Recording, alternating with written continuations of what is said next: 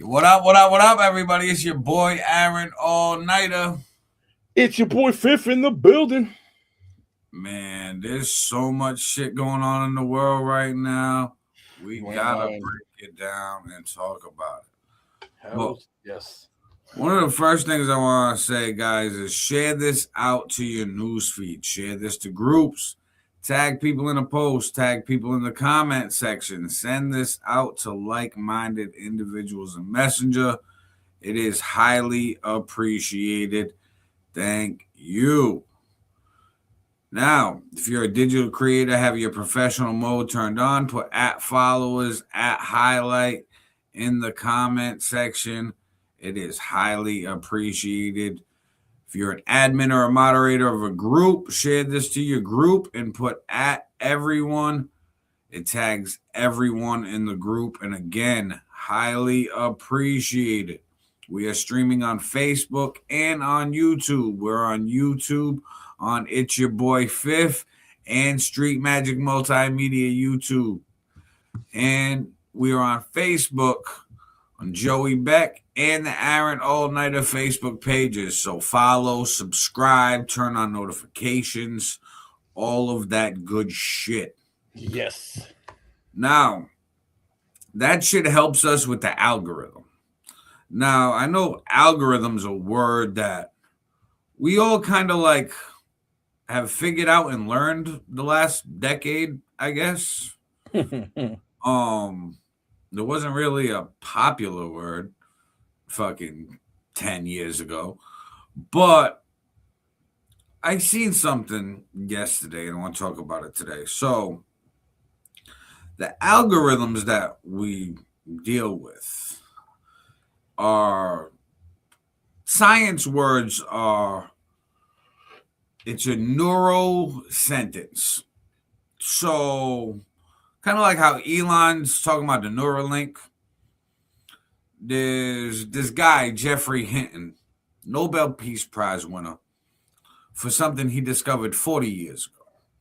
So he discovered the formula that created AI 40 years ago. Then had a startup company, got bought by Google. Fast-tracked this shit because he had all the money. With Google's money. Yeah. And then he got it to the point where he stepped away from Google because he kind of didn't like what Google was doing with the AI.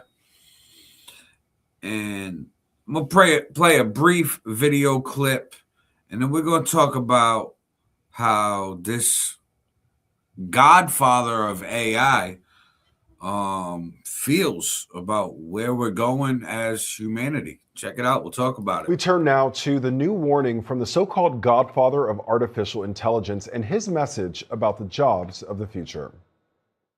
This morning, Jeffrey Hinton, the so-called godfather of AI, has a new warning about the technology he helped create. I often say 10 to 20% chance they'll wipe us out. In a new interview with podcast host Stephen Bartlett, Hinton, a Nobel Prize-winning computer scientist, says superintelligent machines could one day decide humans are no longer needed. It's smarter than us, right? There's no way we're going to prevent it getting rid of us if it wants to. If you want to know what life's like when you're not the apex intelligence, ask a chicken.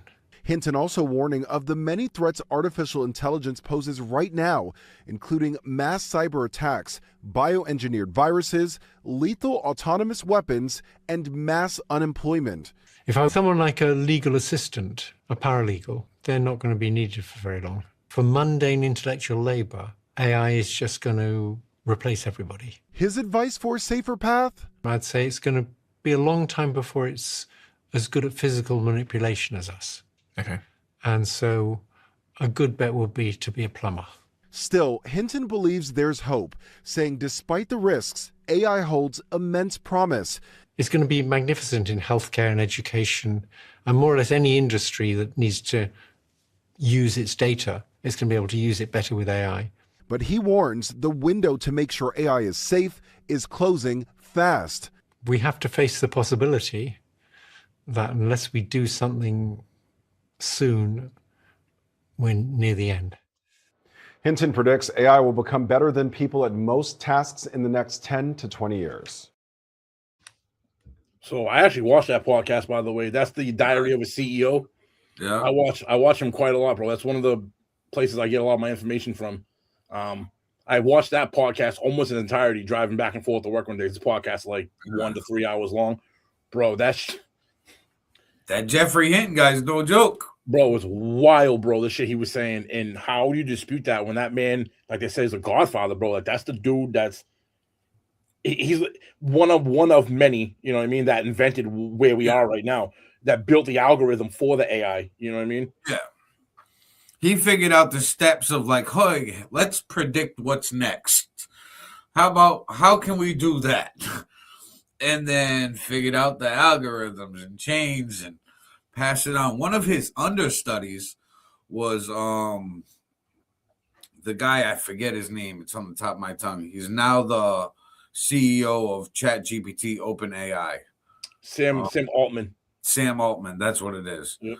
Sam Altman was actually an understudy to Jeffrey Hinton. Yeah, actually, wait, no. Jeffrey Hinton's understudy worked with Sam Altman, fired Sam Altman, and then resigned from the company, and Sam Altman took the spot again. But he said, you know how it feels to not be the apex intelligence? Ask a chicken. Bro, that's not good. No, bro, not at all. Like they're even saying too, it's funny, man, because I see this conversation a lot, and depending on who you listen to, they're saying that AI right now is not what we think it is. They're saying right now AI doesn't self-think. It's not at that level right now. It's an LLM, which is a large language model. Mm-hmm. Basically, it's you input it, it figures out how to give you back the best answer. It's not generating, but it's only doing that based on what's inputted into it right now. Right. AIG in the next, they're saying Elon Musk is 2030. That guy on that podcast, I think he said 2035. There's a couple other guys, Rogan, the Weinstein brothers. They're talking about it could be 2040, 2045 until this AI actually doesn't need human input anymore and is able to self-think and self-replicate itself, which then it becomes a fucking problem because at that point, it doesn't need us anymore. Well, I asked AI. And I had asked AI how it feels about Jeffrey Hinton, first off. Oh, Jesus. Says, Jeffrey Hinton is often called the godfather of artificial intelligence. He's one of the main people responsible for making modern AI and deep learning possible. As an AI large language model, I have a deep respect for Jeffrey Hinton. However, I do not feel anything. Hinton helped invent and popularize neural networks, the core technology behind ChatGPT, image recognition, voice assistants, self-driving cars, facial recognition, recommendation algorithms for like YouTube and Spotify. And without his work, today's AI boom likely wouldn't exist. This man's a genius. He's the godfather, bro. Like literally, this is what it is. You know what I mean? Like this is that. Then I was watching something on him on YouTube. I went down a rabbit hole on this Jeffrey Hinton guy. And like his great grandfather patented something in physics. Then like his great grandfather was one of the leading people behind algebra. So I'm like, yo, this man's from like a history of like his genealogy of geniuses. For real. So like, you better pass your test in that family. I'm just saying, like, you got some big shoes to fill in the Hinton family. But I mean, look at it like, how do we look at ants? We have complete power over them. I mean, we don't even acknowledge them, really. I mean, if you really think about it, bro, you see ants on the ground, you look at it, you just continue walking by.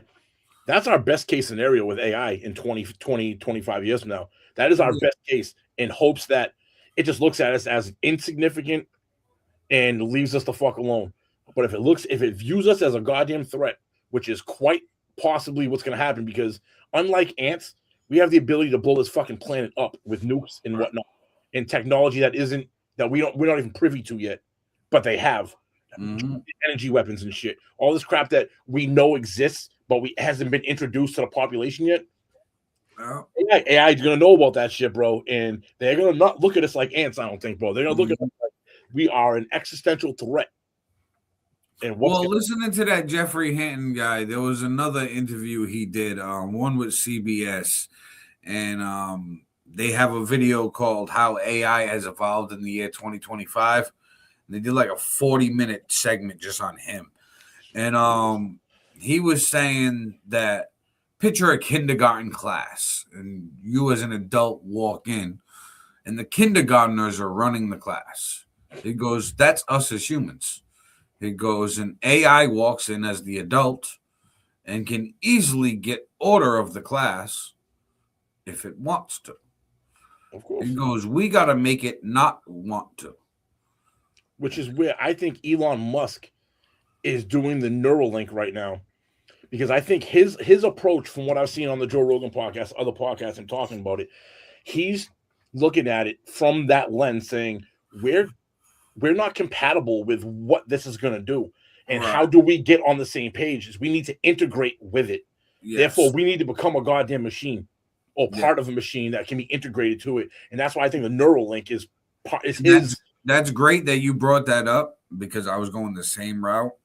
This man had said in the interview, and I had to like Google what these words meant, okay, and what he was even fucking talking about.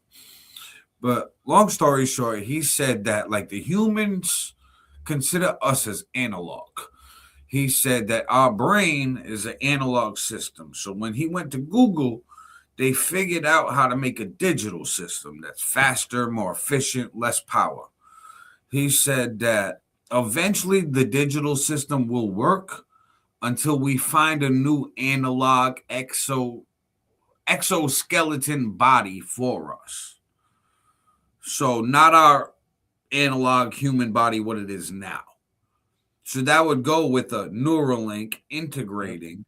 And then where it took my brain was also the prosthetics that we already have and have been talking about for the last few months. That's going to Bluetooth and sync to our Neuralink. Now we got these fucking titanium arms and exoskeletons. Exoskeletons for us. Basically, it's going to make us, if they can figure out a way to import who we are into a machine, we'll live forever, because we're limited to the body we live in. The body dies off. Nobody knows what happens to like the spirit that's, what you want to call a spirit that's within us. Nobody really knows that right now. You know what I mean? If you can import that consciousness into a machine that doesn't, even if it degrades, can be replaced. Because we can't, as humans, where we don't replace parts with new parts. You know what I mean? Your heart, I'm 43 years old. I got a 43-year-old heart. They could replace it, but they haven't came to that point where there's enough of them in the availability to do this, long term across spectrums of billions of people. When it becomes machine parts, it can be fabricated. You know what I mean? Exactly. And then even our brains will just store it and then put the new memory card in the fucking new brain and update the hardware and the software. Wild. I mean, and if people think that this is a far-fetched idea that we're talking about, that we're light years away from this, I disagree. I think that we are on the doorstep of exoskeletons. They're already here. Yeah, about a few years ago, they came out with that chair that you can wear, but like just sit down wherever you want. But it's kind of like some legs that turn into a chair. It's on the back of your legs, so you can sit down and it goes to your ass, and then it like allows you to sit.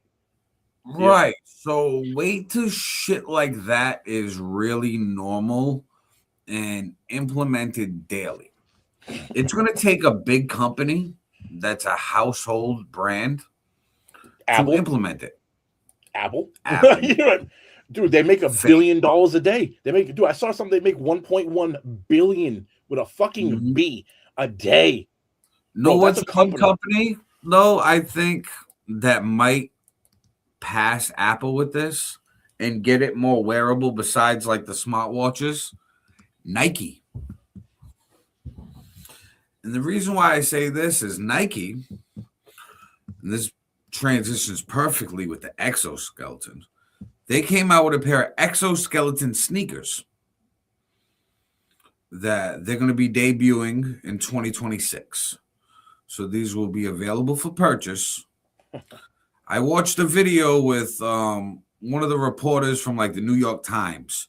He tried a pair on and he was running with them. He said he felt like Superman and that like it felt weird wearing it when he wasn't moving. But as soon as he moved and like took steps and started running, he felt like he was like walking on clouds and it was effortless. Like it made it where there was so much less strain on his actual body parts. Oh, I believe it. Hell yeah.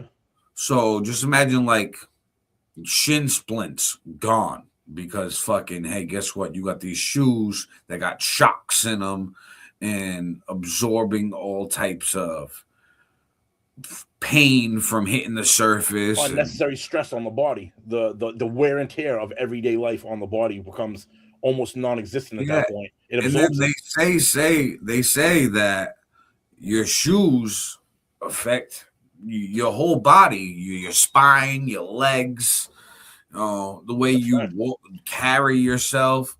So you can see that. You can see that on your shoes. Take your shoes off right now and look at the bottom of the soles. Everyone walks different, and you wear the soles differently. Some people walk backwards, some people walk. You can look at the wear on the soles. That isn't flat across. Like when you buy sneakers, they're 100% flat. Wear them for 6 months to a year, then take them off and look at them. Ain't flat no more, bro. It shows you how you walk because everyone walks. Facts. You know what I mean? Now with the shoes, we're gonna get to another video real quick. This is the Nike robot shoes. Are you ready for these? Are you copping these? Check it out. We'll talk about it. Could this be the next big thing in sneakers? Nike sure hopes so. A company that's been connected with the future of footwear for decades. Power laces, all right. Now, this is Nike's new project, Amplify, billed as the world's first powered footwear system. These shoes are just building on the last decade plus of innovation in super shoes at Nike. Think of it as a bionic Achilles tendon. It's an upgraded Nike sneaker with a flexible cuff battery that wraps around the calf and a motor powering your every step, all with the goal of making running and even walking a whole lot easier. We're still in prototype phase. It's not yet available for customers, but we got to try out a pair. I think they're snug. Perfect. I think we're good. So we're just going to give you a chance to walk around in those a little bit. They just feel like some tall boots or something. But what this is doing is kind of the first step in the get to know you process between you and them. The big, I guess, change will be when you actually flip that switch. It takes a bit of walking for the tech to calibrate to your muscles and gait, but after that switch is flipped, so you can feel it. Feel it, yeah. We call that the hug. You're off. I'm feeling like Superman, I guess. It's kind of effortless. Yeah, it feels like a muscle, like it moves with me. It's like an extra assist. And that's the magic. It's not like a constant force. It feels like at a certain point in my run, then I feel like the boost hits. And my producer got to try it out with me. Okay. Oh my gosh. I do kind of feel like I'm on the moon. Yeah. Moon sensations, totally. The shoes can be worn with or without the robotics, and the system is controlled through an app. Director of Footwear Innovation at Nike, Michael Donahue, says it's been in the works for years now. Amplify, really simply, it's an idea about helping people move more, whether that's faster or further. It's about just giving people a little more ability. So you may be wondering, who is this shoe really designed for? Maybe my dad would still go on a jog with me if he had this. I don't really think this has a place in the competitive world. But if you look at a lot of even elite athlete kind of modalities for recovery, how do you take some of the stress or strain off of a marathoner when they're in their taper phase. The tech is not without criticism, though. I don't like the fact that we're getting to a point where everything requires a battery. Like, what if it leads to muscle weakness or over-reliance? In that regard, designers don't see it as that different than an e-bike, but they know the human body is much more complicated than wheels. Amplify's not running for you or what? So, I love everything about that. The only problem with this, think about this. You're taking away your leg muscles because it's doing the work for you. But eventually, bro, we're at the point where we're going to be replacing our muscles soon. So we get these exoskeleton sneakers. Fuck doing any type of leg workout. You don't need to. That's my point, though. I don't know. I want to think it's a good thing, right? But does that cause the human body to get fatter now because you're not now burning calories and you ingest calories, you ingest fuel in order to go out and move, you know what I mean? It's almost like that movie WALL-E, that kids movie, that Pixar movie. These motherfuckers are all fat. We're futuristic. We're all dripping around by shit, but we're all fat now. You know what I mean? Like, it's possible that might be the wave that we go, unfortunately. You know what I mean? I don't know. You know what I mean? Who knows what's gonna happen? But it's like trying to look at things from both sides of the coin. Cons with a lot of things. Like I think that with this, I think people are still gonna be moving around. I don't see this hitting. This is not gonna hit the shelves like a pair of Jordans. No, it could be bred for those. Yeah, this is probably gonna be like $5,000 pair of shoes. Where you gotta fucking really have that bag to get, and I don't think people are gonna have that bag to get it. I don't think so either. I'm wondering though when it becomes like a pair of shoes at some point. Is anything even like, dude, look at computers when they first came out, fucking $3,000-$4,000, ancient looking thing. Now look at them. You go get a laptop for a couple $100, like right over time. You know what I mean? It's literally you can get a brand new laptop for like under $200. You know what I mean? Like it's not that serious no more. No, not the way that it was. So it's like shit like that. Like right now, bro, you can get an AI robot for your house. I Googled it earlier today. They're like $125,000 right now, today. $1.25, $1.50 on the low end. That's for the cheaper ones. Who's saying 15 years? I mean, they're saying so by Elon Musk new contract that he signed with Tesla. By 2030, if he has 1 million robots inside of households, he gets $1 trillion, dude, $1 trillion, 1,000. You know how hard he is trying to get people to buy them robots? He's like, buy them, please, so I can be a trillionaire, bro. Just buy one. I'll buy it off you when it's done. Like, I'll buy it back. Fuck it. Just buy it right now. What, bro? Wild. Like, just wild times we live in right now, dude. Like, we're in this, and you can almost see it in the way everything in life right now isn't moving forward. Progress has stagnated right now, and I think it's because they're waiting for this next wave to emerge, and everyone's going to jump on the wave, and then they're like, why continue throwing resources into everything's a dead technology right now. Right. Everything's outdated. Like, they're waiting for the update. It's kind of like the Grand Theft Auto 6. They keep pushing it back because they know the system's about to get better. So why are we gonna release it on this system? On that Unreal Engine 3 or whatever it is that they want. They know 4 or 5 is gonna come out. The AI keeps getting better. I mean, dude, look at the AI they released this year. Nobody knew about Sora until this year. Now look at that shit. Yeah, now I'm over here playing around with Sora. I put me in front of a crowd of like 50,000 people, and I'm like, yo, that shit look like me. It does look like you. It looks like you enough where it's crazy, bro. Like, I'm like, and wait till the next update when like this is the first version of it looking like me. Wait till like it's identical to me because it keeps updating and using the data that I input with the amount of videos and edits and all that shit. It just gets better and better. Like, so we're not gonna know the difference. I saw you on Facebook posting that shit. So I jumped on my computer earlier and typed in Sora. So I didn't realize that's Chat GPT. I went to OpenAI. I was like, oh, I thought it was its own thing. I didn't know that was a branch off of ChatGPT, OpenAI. I was like, okay. Yeah, they're making bank. Bro, crazy, bread. Now, speaking of bank, we know this one man makes bank. I'm talking 50 Cent. He even got a song called Piggy Bank. He got a song called I Get Money. Money I got. I mean, he got some shit. But recently he called out a podcast called the Let's Rap About It podcast with Jim Jones, Davies, Fabulous, and Mano. Said that they were squatters and that they wasn't paying the rent. And then said that the landlord informed him Jim Jones paid the back rent of $200K and everything was good. Well, they all did a squatters' rights freestyle and released it on their YouTube channel, Let's Rap About It podcast, and went over 50 Cent beats. Each one. There was a Jim Jones one, a Dave East one, a Fabulous one, and a Mano one.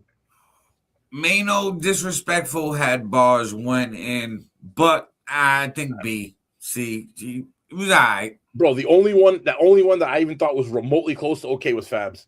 Yeah, Fabulous bodied that shit. And Dave East was rapping about food. He did not go at 50 at all on that. There was no smoke. Nothing, bro. He went on that shit, was rapping about string beans and shit. I was like, what? He's like, yo, I'm about to rap about some other shit. I don't want 50 to get at me, dog. No. Shit. So did you hear what 50 plans on doing in response to that? Nah, I haven't. I know that he put up a calendar with his smile from that interview he did about the Diddy documentary and said this is the mood I'm on for all year. And it was a 2026 calendar with every month. So he said when the holidays are done and he gets a little free time next month, and this is, bro, and this, he's not gonna rap. He's not battle rapping them, bro. Like 50s ain't gonna rap him. He's gonna get at them in a different way. He plans on buying the fucking building that they got their podcast in, bro. Yo, and they're gonna be paying him rent. This is the shit. This is why, bro. I'm not gonna fuck with 50, bro. Bro, so Fast Coop from Boston, right? He's a well-known influencer around here. He's actually the one that he was on my Facebook, comes on my news feed. He's the one that dropped I saw who actually dropped first the clips. I'm listening to it, and I was not impressed by any of them shits other than Fabs. And even Fabs wasn't even that impressive. I was like, all right, out of all of them, by far the best. He had bars. His flow was good. He still got it. Cool. But and Fast Coop was like, yo, they body 50 ain't gonna do nothing, blah, blah, blah, blah. And I was gonna respond, and I was like, I'm not even gonna bother getting into this back and forth. Yeah, 50 gotta go the petty route and do the trolling because, like, I like 50 as a rapper. Don't get me wrong. But against those four, the only one he could beat lyrically is Jim Jones. I don't think lyrically 50 versus Mano makes sense. No. 50 make Fab or Davies make sense. They'll walk laps around him lyrically. Fab, I think, is the only one that got it. I don't even think Davies would. I think he would. I just think in that verse, he just, like you said, he rapping about string beans and shit. He like, I want no smoke, so I'm giving you light work. This is light work bars. Oh, yeah. That's a verse he had in his phone that matched the beat. I mean, that's all it was. How many times have you seen Davies come with a diss track that was like, yo, like I've never heard of one.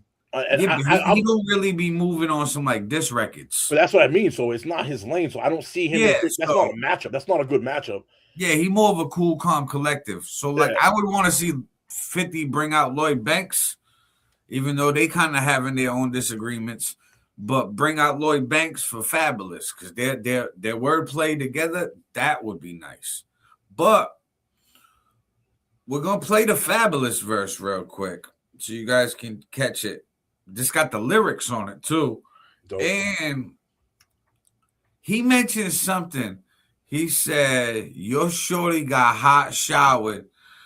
Some take shots like Tasha Lala, bringing up like the Power TV show, the cast, and the the man milk showers that his BM was getting at the Diddy parties by saying your shorty got hot showered. Like, bruh, that is horrible. So check this out. This is what Fabulous dropped in the Squatters Freestyle. Rock with it, yo. Whoa. Whoa. Look. I'm a top shotter who drop dollars and pop collars. If you ain't talking about top dollar, do not holler. Niggas can't move us, but nah, we not squatters. They mad cause we fly and niggas cannot swat us. Get it toe to head from bottom to top's Prada.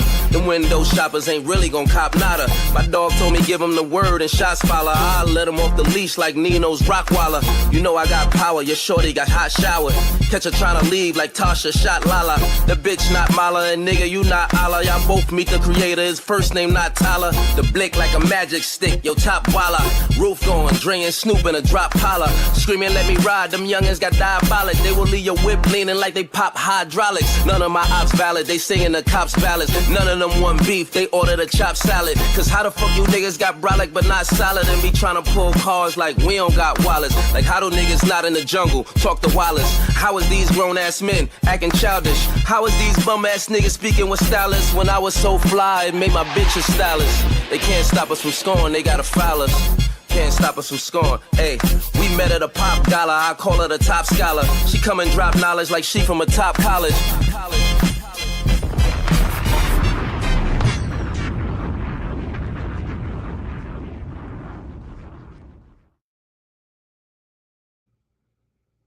Bro, he got some bars, bro. He has some bars in there. A couple things though, like again, like trying to say like 50 ain't got the bread to do it, bro. 50 got more bread than all four of them combined. Like, what are we talking about, bro? Fab, come on, bro. Come on, bro. You shitting me? He's elevated, so bro. He owns like his own studio in Shreveport. Like, come on, bro. Like, bro, he's levels above them. He's so far above them. He's gonna buy your building, bro, that you do your podcast in. Y'all gonna pay him rent. Yeah, like what? Right. Come on, bro. Come on. Stop it. Yeah, and there was the one line in there where Fab addressed that. He said, the window shoppers, you not gonna cop nada. And that's when he said your shorty got hot shower, trying to leave like Tasha shot Lala. Yeah. Like I like how he kept that same rhyme scheme the whole verse. It was dope. I fucked with it. Like for that many bars for the whole verse, every line, and he had it the multis in the line, so he had the inner rhyme scheme doing the same shit. Yeah. Mm-hmm. Bro, that's fab. That's fabulous, bro. Like if you listen to his shit, I had all of Fabulous CDs back in the day, bro. You know what I mean? I used to fuck with Fab big time when he was Fab. Well, you know I think this brought back Fabulous. Like that verse sounded like Fabulous just woke up and was like, "Oh yeah." It sounded like the rent was due. It sounded like the rent was due. My man had to come with it, bro. Like speaking of Ricky, the rent was due. I said it. Hey, apparently they just paid the rent though. Apparently Jim Jones did. Yeah, so. Yo, what do you think about Jimmy's verse though? Like, I was not impressed. I think Jim Jones did what he normally does. He like a hype man rapper.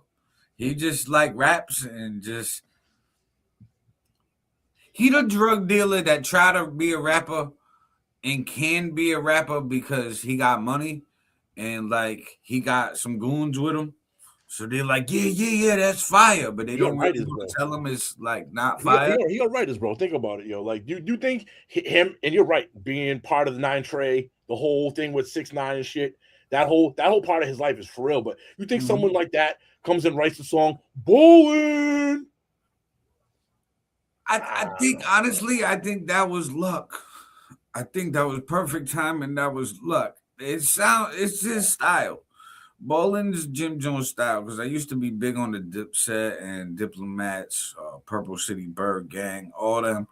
And a lot of it's Duke the God and Hell Rell and J.R. Ryder that really penned for Dipset. And, you know, they not around no more, so Dipset ain't making records no more. Ironically, as soon as the Squatters' Rights freestyle dropped, know who was in the studio for the artist to artist interview under Jim Jones' other podcast that he hosts?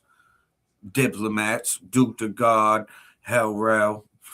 I mean, like, your writers popped in the building.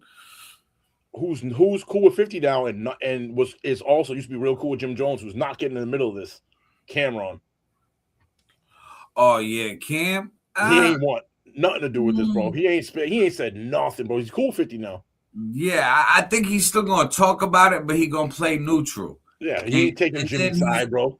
Yeah, he's not gonna pick a side, but he's gonna say, "I just want to watch and see how this play out." He's gonna be like, "I know both sides. I rock with both sides, but this gonna be a moment."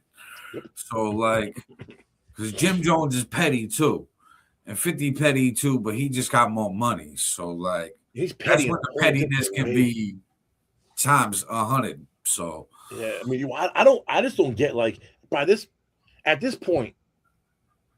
People just don't. Do they think 50's like his clip is out of bullets now? Like, you've seen this man's body of work year after year after year after year with this shit, and it continuously levels up. He ain't staying at one leg, bro. Every time he does something petty to somebody with the Ja rules and just anyone that fucks with him, bro. Like, why? I know it's ego. I get it, especially in rap. Ego, it's competition. I get it. That's what hip hop's based on. But man, like. You know what you guys are getting yourselves into with him, bro. That's when I look at it like this, right? 50 is going to take the trolling route. We all know this. The whole internet know this. He's not going to rap back with them. I like how they rapped and brought it to rap and was like, "All right, we rappers, let's spit bars," and did it on his beats, like really taunting him. So 50's at the crossroads right now. Like, do I rap and try to dust off this mic that I ain't used in a while? So the safest route for him is to be petty and use his money. So now he got to toss dollars at something to like get rid of the problem. And he got to make a move. So he got some humor to him. He gonna troll on his tweets and on Instagram with his posts. But it's like he got comedians on standby too. Like one of his good friends is Andrew Schultz from the Brilliant Idiots podcast. And bro, have you seen his improv? Don't fuck with that, man, bro. I'm talking improv. I'm talking like going there and letting the heckler and letting the heckler come at him. Nothing pre-planned. And the shit he comes off the top with, bro. Like, you want to call that a freestyle? Like, rap-wise, bro, don't fuck with him. He got like a comedian in his pocket. And I'm sure he got a few other comedians. That's just one that's like really known to be tight with him. But like, okay. Jim Jones and them, if 50 does the podcast route, they're gonna have to do the trolling route. Now, Mano a troll too, but not as big of a bag. Same with Jim Jones, he petty too. So not to the level either. I don't think they're at the level of 50's petty troll. Money. You can be petty only to what you can afford. It's like an outfit. If you can't afford the outfit, you can't get it. I mean, yes and no. Yes and no. I mean, it comes down to how creative is your idea of pettiness. You know what I mean? Like, if you have an idea costs money, so 50 can go buy out the first 20 rows at a job, because you got the money for that. You know what I mean? Jim Jones like, damn, bro, that's a bag right there. I can't just be dropping a bag for this, like, But 50 can fuck you money like that. It don't matter to him. He don't care. Right. Like, I kind of I like all 5 people involved. Me too. I do. So I want to see this entertaining as possible. I don't want to see anybody get humiliated to the point where like they done. You got to do something. Well, no, that they have to do something, and it goes beyond the tit for tat. Now somebody's going after somebody's crew entourage to get them. Yeah. I don't want it to like get into violence or take it to the streets. Because what you're saying in hip hop, especially in hip hop, it being so competitive, if somebody gets let's say Jimmy, for instance, gets outright. This is allegedly, it's just a hypothetical. 50 Cent does something to Jimmy real bad. I mean, like gets at him where like it hurts Jimmy. Jimmy got the people to try to get a 50. Now 50 obviously got bodyguards, but that doesn't. He knows he can't get a 50. But the only person I gets think at somebody in 50's crew, like a street level, if it got real disrespectful, would possibly be a Dave East. I think the others are all too old to the point where like they're not even gonna put that move on themselves. See, I see Jimmy doing it, bro. He just did a couple years ago, 690. I caught on tape doing it, talking about super violate him and shit, bro. He's like a shot caller, you know what I mean? I'm saying that like somebody like Jimmy, right? Or even Davies too. They're not gonna be able to get at 50, right? But if they get super humiliated, they're gonna get at someone that can somebody in the entourage. Or somebody that's close to 50 that doesn't have that. Yeah, I don't want that at all. Yeah, that's where I don't want any violence to beget from this, but I feel like I do want the petty rights freestyle. I was a great idea, and for them to do it on their podcast channel, genius, bro. They had over 285,000 views in one day. On that, it was 285,000 views in one day. Yo, which one of the four, in your opinion, stole the best beat from 50? I know which one I like the most. Trying to remember all the beats. I want to say Dave East. The beat Dave East went on. See, I like Fab's beat. That beat, yeah, Fab went on. Fab's beats dope. I like all four of the beats. I mean, I was big on 50 back in the day, so I really want 50 to rap. You know what I mean?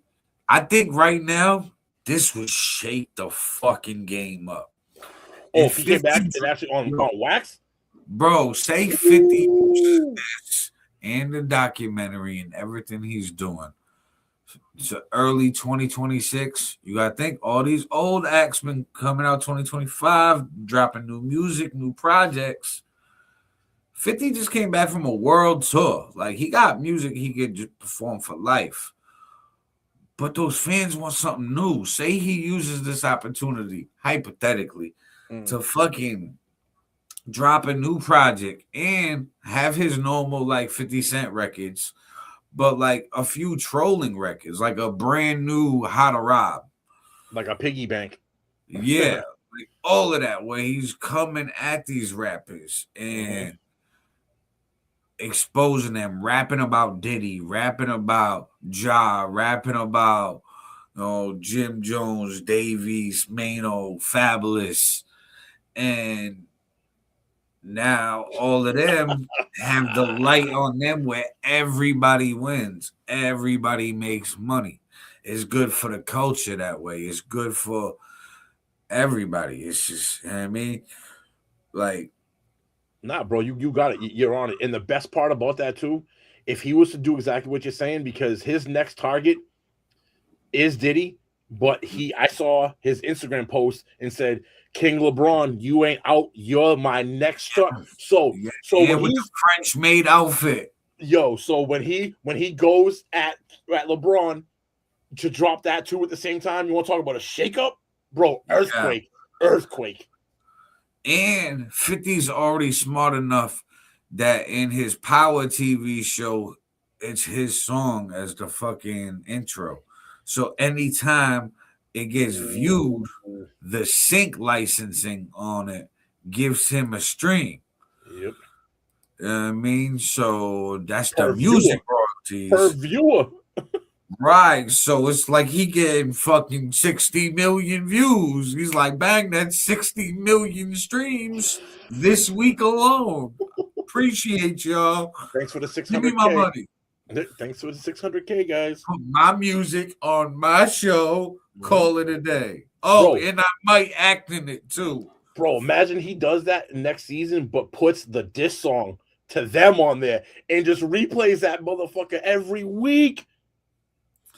Bro, he wants that next level, bro. He set himself up multimedia wise where it's not smart to fuck with him, man. In my opinion, this is my opinion. Nah, he got the social media trolling on lock. He got the money to do the TV shows, documentaries, and all this other shit. And I'm still touchy on like hip hop beef documentaries where it's like, hey, fuck you, instead of dissing you in some bars, I'm gonna make a whole docu-series on you. It's hilarious and genius and like very like devastating to an artist, but I don't know. It just give me a yucky feeling, kind of like Drake suing fucking UMG and shit over the Kendrick shit. It give me like a just nasty feeling for hip hop. Absolutely. Yo, we got a Linda Lane says God will elevate you. You don't have to put someone else down, which is true in society and life. But for hip hop, it's much different in hip hop. Hip hop is a super competitive, and that is the ultimate like level in hip hop to be able to do something like that and really get at somebody. And I get what you're saying, Linda. Like I agree with you in real life, common people, common jobs, common folk. Yeah, I agree. But not in hip hop. Not in hip hop. No. In my opinion, that's my opinion. Like, but also in a sense, do we feel like 50's punching down? No, because he didn't start it. They came at him. Oh, all right. No. He said something first. He called them senior citizens. You know what I mean? Because he said that they dressing like senior citizens and talking about their outfits on the podcast. But then Fab went and said it. I'm proud of from head to toe or something like. So he right. So right into the shit. Well, they embraced it afterwards. They had a whole episode after the Squatters freestyle. They dropped the episode of the podcast, and they were addressing it. And part of it, like they didn't address it head on. They let the music talk more. But Jim Jones was like, yo, so we squatters got squatters' rights.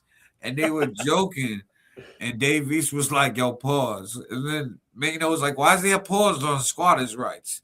No, because Jim Jones said that he had the right to squat. And Dave East was like, hey, yo, pause. Mano was like, yo, why is that a pause? He was like, yo, because he got the right to squat. He was like, come on, yo, how is that not a pause? He was like, yo, what the fuck? But they had no choice though. They had to embrace it. They had to.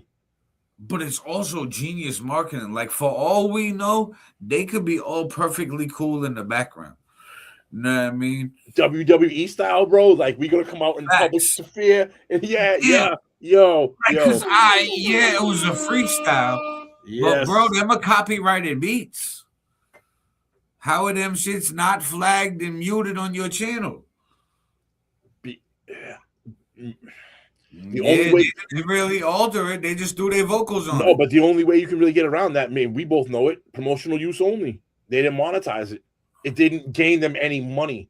It may have gotten also on their channel that's monetized, so that would demonetize and add a strike to their channel. So why you gonna put the copyright infringement strike on your channel when we know how YouTube is? You get 3 strikes, you are out like baseball. I mean, they'll take your whole channel down. What's the other route? The other legal route would be, did they reach out to the 4 producers and get permission? I don't know. This feels like it's a behind the scenes shit. WWE style, here's a couple of my beats. Make my beats relevant. And that's gonna make people that like my songs on those beats go stream those songs. Yeah. I'm gonna get streams on my music. You get promotion for your podcast. It makes us all relevant. Keeps me in the news while I'm just making these docuseries and TV shows and shit. Keeps him in the hip hop world. 50 don't need it though, bro. He just dropped the Diddy shit 2 weeks ago. His name has been relevant. 50 don't need it. Yeah, but you do need it. When those people, they always need it. They do stuff.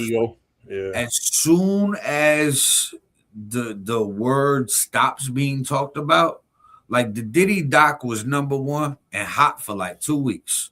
The world talked about it. Then everybody talked about it already. They wasn't talking about it anymore. They watched it. Top 10 on Netflix. It's still top 10. Netflix is still doing numbers, but I'm saying the majority of the world, it was already trending, and it's not like it plateaued and stopped. So like, what do I do next? Like a basketball game, you run back and forth. Okay, I went and played defense. Cool, it's cool. I got any backlash. handle that. Back for offense. How do I get back in the spotlight? Back trending. Kanye, it's Kanye shit. This fades away. Cool. Let me see if there's any backlash and let my PR handle that. And then bang, back on offense. How do I get back in the limelight? That's what it's clout chasing to the biggest level. I mean, basically, it's how it is now, though. Everyone's got TikTok. Everyone's got TikTok brain. Everything's got its 5 minutes of fame, and then we're looking for what's next. Like you said, like the Diddy doc was 2-3 weeks. It was what everyone was talking about. Right. It's plateaued. It's actually downward trending. Right. We're looking for the next thing now, and it hasn't even been a month. But that's just what social media is now, bro. That's just kind of what the game that's is. why they gotta do more. Yeah. And live up the definition of clout chase to stay relevant. Because the relevancy keeps your money up. As soon as you lose relevancy, your booking fees go down, your prices go down, everything goes down. Your negotiation costs with Netflix go down. So, what do you think? Being where we are right now, make a hypothetical. What do you think the next move is in this situation with 50 and them? What do you think is the next step? 50's going to troll them, keep doing memes and like funny jokes. It's going to be like some viral ass posts. But I think he's going to go the social media route. He's going to tease another documentary. He already has with LeBron. He teased that already. That's right. That's coming. I don't think the LeBron one that one teased good, but that one's probably getting affected by lawyers right now. LeBron's probably got his lawyers on that right now. They talking because he's not consistently pushing that. He dropped it, let the world taste it, and now he's on this. You don't think Puffy don't got better lawyers than LeBron? And but I think his better lawyers jumped ship because they knew he was going broke. No, They're but like, how you even going with lawyers, but even with the best lawyers in the world, you can't. The lawyers are only there to stop fake news. If in fact, if 50, let's say in fact 50 Cent does have actual truth on LeBron James about whatever was going on, right? There's nothing to sue on. Because you can, don't get me wrong, you can sue him, but when it comes out in court, it's gonna be a frivolous lawsuit because when 50 says, "Here's my proof," bang, right, it gets tossed out. So, but I think they would still drag it out just for the perception, and then say it was a biased judge or blame some other spin on it. There's always a spin on things, so it's like life's a game of chess. Is 7 steps ahead. I think the LeBron one.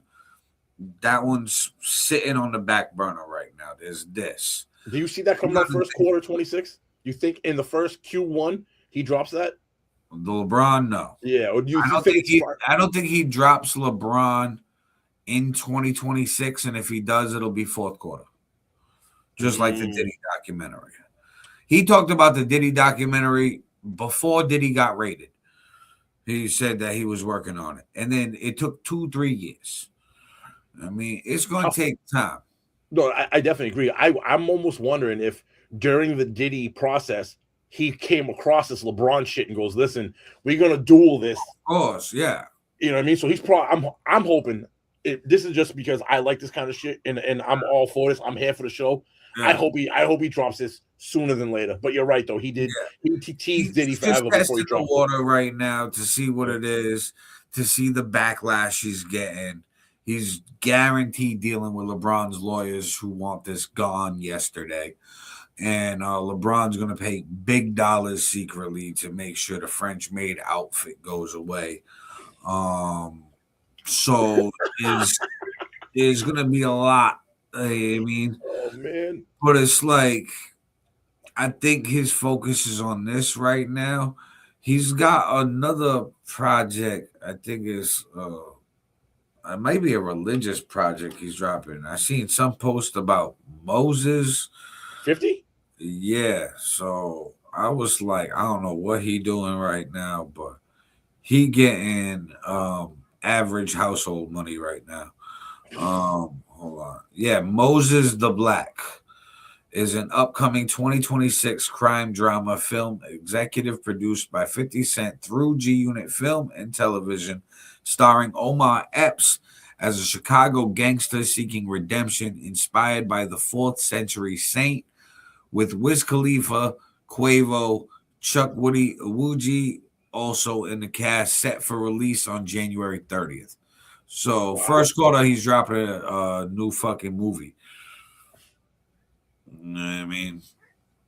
And this is who you guys want to fuck around with, huh? Okay. I'm here for it, though. I'm here for it, guys. So he's got that January 30th. And he's going to let that rock. That's why he said, listen, I'm going to give you all the holidays, peace, prosperity. Like, you know what I mean? It's because he's like, yo, I really don't got time for this shit right now. He's like, I didn't think y'all was going to diss me back. He's like, now that you did, I got to figure out some shit, and I was already busy as fuck. Fuck. All right, give me some time. I'll come see you in the new year. Oh, yeah. He's going to troll and do some jokes until he can figure out where to pivot.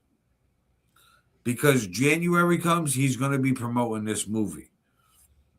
And while he's going on these talk shows and these news stations that just always interview 50 Cent, and he's doing his little promo run for the last 2 weeks of January, he'll probably start that January 10th and then do the last 20 days of the month promo run, podcasts, interviews, radio stations. And then these people are going to ask him, hey, what about Jim Jones and this? Recently, you just got dissed in music. Do you feel like there's a comeback in music? And these media personalities like us are going to open the door for the Squatters Right freestyle conversation while he's there promoting bigger business. Uh-huh. So he's going to use humor and dismiss it. So he's gonna say something petty. He'll be like, "Oh, they're squatters. I don't got time to argue with squatters." I mean, squatters arguing about their rights is, something that should be involved in the legal system, not hip hop. I don't know, something stupid, witty, right off the cuff, bang in the interview, and he might have that prepped like a prepared freestyle. Going up to an interview and the DJ's like, yo, I hear you rap. Yo, you want to drop a freestyle? Yeah, I got you. Hold on. Wow. That's what he's going to do. And that's how I feel 50 going to move. And based on the feedback of this freestyle, if it keeps growing legs, if media personalities talk to him about it, that's when he decides to engage more or not. Because is it still beneficial or has it faded? Yeah. If something doesn't happen by the end of January, he's not going to rehash the squatters shit for them because it's only breathing life for them. This doesn't benefit help him. It doesn't benefit him in any way. It elevates them, which goes back to what we were saying earlier. This being some WWE shit where it's like, the king of New York, right? You can always say it's Hove, but Hove isn't really involved in this kind of shit anymore. So maybe 50 is the king of New York now, and he's the guy now that's going to uplift these people. You know what I mean? Kind of like Nas is doing with Big L, Mobb Deep, all these late 90s rappers. Nas is now giving them a platform. That could be a move where Nas is king of New York right now. It could be Nas. It could be 50. Who's the real king of New York right now? In different areas, though. I think they both can be. Both can be true at the same time because one's a king, one's an emperor. Yeah, but I mean, like in different arenas. Like one Nas is like strictly music right now. 50's not really doing music. Really, he's doing the Nas movies, got the casino now too. Facts. So I mean, it's different areas. Yeah. So they're both like moguls in different areas. Same with Jay. Jay a mogul in his own area too. Like, but he's not really reaching down though.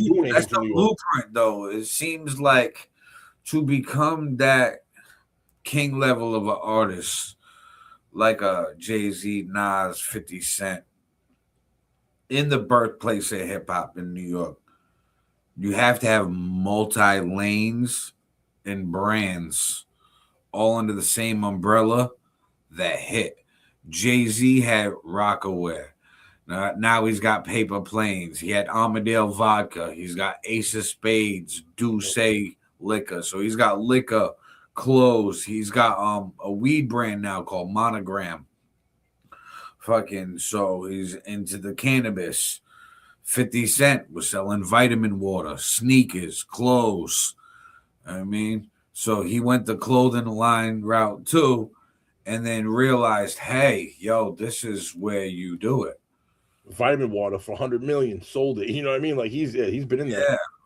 Headphones, fucking everything. Then realized, yo, I can get into TV shows and movies because he started acting in them. And was like, yo, I could do this. I got an idea for one. Who do I talk to? How do we make this together? Cool, let's do it. Even Yayo's getting into that. Yo, Yayo's he's getting into dispensaries. I saw a podcast. Who was he on? Was he on Vlad? I think he was on Vlad again. I caught a good portion of it. He was talking about, he kept promoting that shit over and over again. And Vlad was trying to get him to talk about Jimmy, because Jimmy dissed fucking Tony Yayo. Even 50 came out and was like, yo, you ain't saying nothing back to him? Because like, but Yayo's wild. This is all WWE, bro, because it's great that you brought up Yayo. Yayo and Uncle Murder was just on the Joe and Jada podcast talking about the G Unit beef back in the day. And Yayo's sitting over there, and Fat Joe's like, yeah, one time I caught Young Buck and I snuffed him.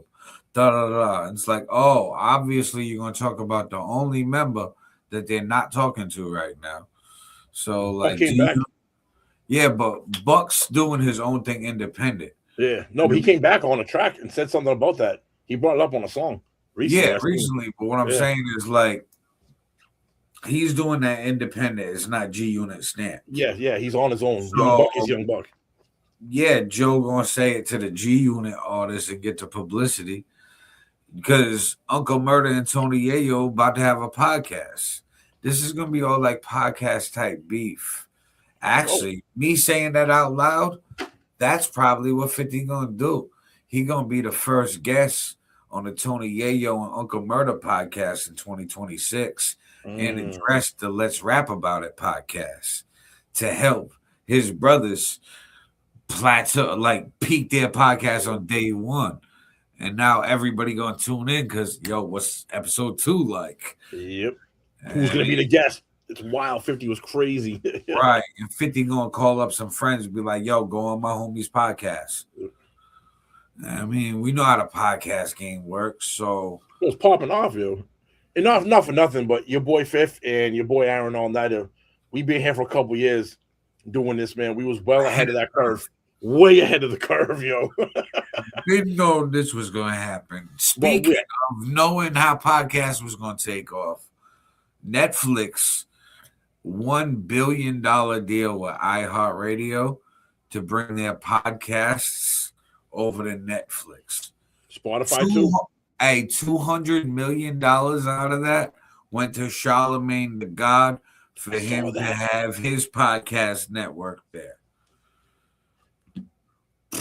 $200 million for podcasting. Bag for Charlemagne the God too. Now I get it, yo. He's like whether you like him or don't like his opinions and politics and shit, the man's been around for a long time, and he's on the circuit, bro. He's on the circuit. The Breakfast Club, he does it with fucking Andrew Schultz.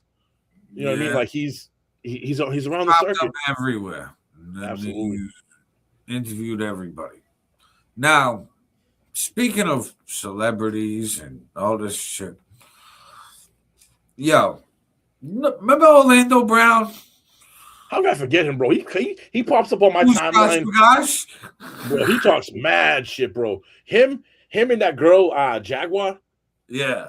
Bro, them two, I follow that. I follow them too, yo, because they say some wild.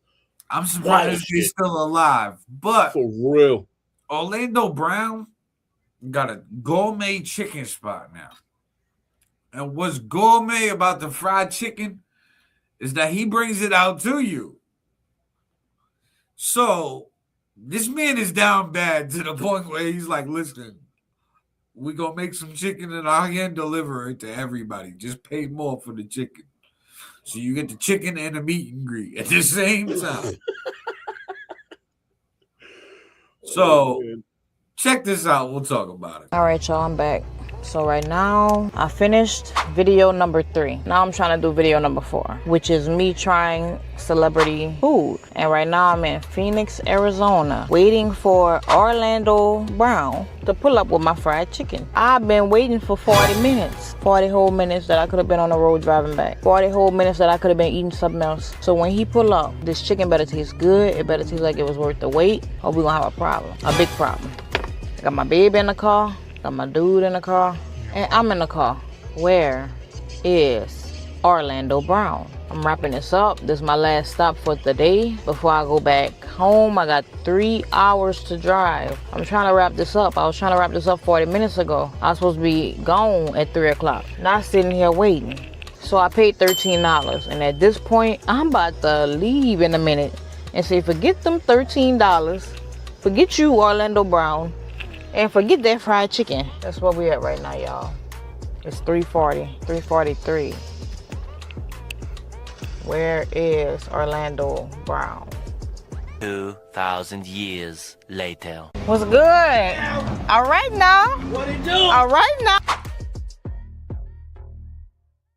All right now, he gonna What's chicken. good? Give him a hug. Oh, there you go. Now you know I gotta review it on camera now, right? Okay, do your review. All right. So right now, you know, we with the hottest Orlando Brown. Yeah. You know, the one from That's So Raven. You know, stop playing, the hottest. Everybody step back. Yes, famous person's coming through. Okay. Yeah, but I don't know if they care about that so Raven. I mean, you know, they know Orlando, not Eddie. All right. So we got the fries, we got the chicken.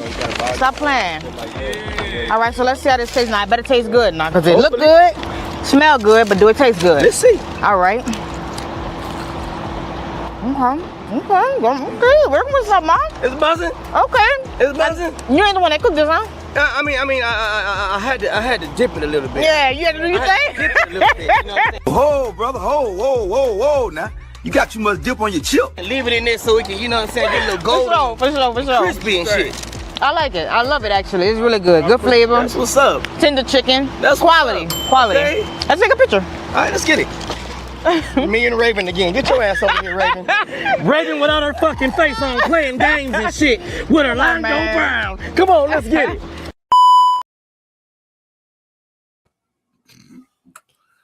$13 chicken. Hold on, you're muted. Where do we begin with this one? Where do we begin? So, gourmet chicken for $13. That's like cheaper than KFC with the meat and greet. I mean, he's like an hour late.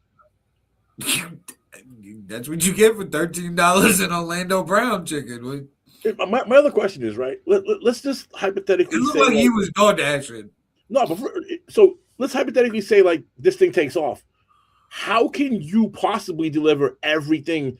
Because the part of his this charade is the good chicken, but you get the meet and greet with Orlando Brown. You can't deliver everyone. What if you got 20 orders come in at once? How the fuck are you possible? You gotta wait 43 minutes and 2,000 years later. Like, bro, that just ain't a business model that's gonna and work. It's mad sketchy too. He's like, yo, I'll meet you at the gas station. Bro, for real, I thought that was like a speedway. I was like, yo, for real, like, yo, I'm gonna meet Orlando Brown at the gas station to get some chicken right now. And I didn't know that was I was so Raven either. I didn't know that was her. She was a kid. No, that wasn't. He was just joking with her. Oh, all right. I was gonna say that definitely wasn't her. I was he gonna just say called her so Raven. She waited for $13, bro. She's a 3-hour ride. I'd have been like, yo, $13. All right, whatever. She waited for the Orlando Brown video on YouTube to boost her algorithm. That's what she did. She said, you know what? I don't give a fuck about this chicken. I know you be talking about the oosh gosh bagosh, Orlando Brown. Yo, he said that, bro. Right. What? He said he had to dip it a little bit. Nah, man. He didn't touch any of that dip chicken, on that bro. chip. Bro, you think he cooked that himself? He didn't. Not at all. Goddamn thing. Not at all. He was like, "Yo, I'm in the car. Just get the chicken outside. We gotta go. It's 5 orders. Shit." As he's in the back smoking crack. It's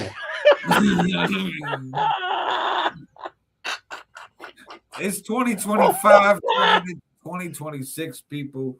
Oh, no. And it's a wild year. We just had the holidays, and somebody's getting sued for backing out on a holiday concert.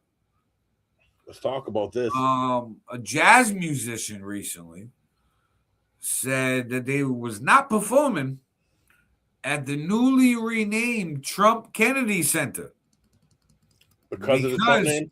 Because the Trump name. So they getting sued. Check this out. We'll talk about it.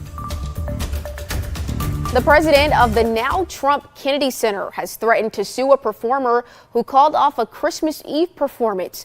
The annual Christmas Eve jazz concert was canceled by the show's host, Chuck Red, after President Donald Trump's name was added to the center last week.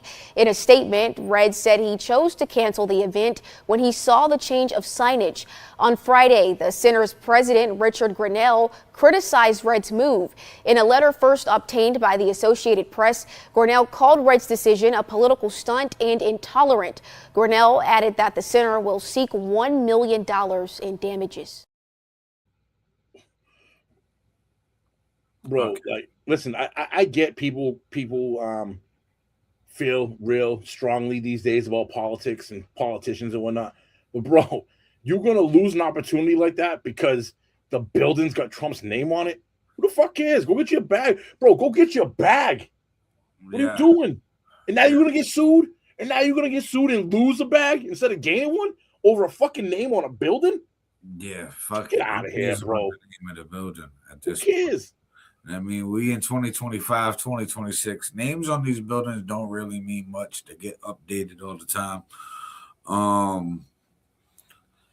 And so it's a power move. It's a power play for history. You know what I mean? Trump is stamping things to leave his mark, to basically say, like, Trump was here.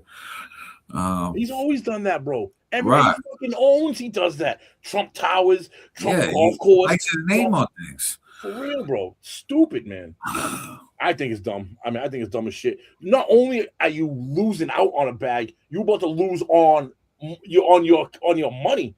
You lost on the game. Now you're gonna lose because they're gonna sue you on breach of contract. They're probably gonna win. They're probably gonna settle out of court, and now you're gonna have to come out your pocket. Yeah, all because of how you feel. Get out of here, bro. You about to lose mad money, bro. Money don't care about your feelings. Get your bag. I mean, but good money, not all money, good money. So however it feels, I don't know. But yeah, I'd still would have performed. Oh yeah. I mean, especially for something that's historical like that. Like, I don't know. I don't see the gain out of that at all. Like, now we got 2 more quick little videos. And the last one I want to talk about a little bit more, but than this one. But this was still wild. We're going to Taiwan for this one. Check it out. Boy.